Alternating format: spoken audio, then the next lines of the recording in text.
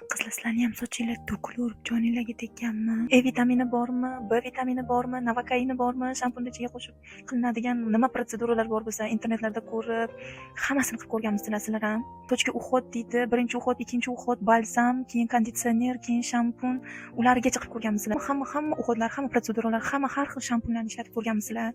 Lekin hech qaysi foyda bermaganmi? Oxirgi yechim sochinglarni kesib tashlash bo'lganmi? Men ham shunaqaman qizlar. Charchatdi bu soch meni, charchatdi.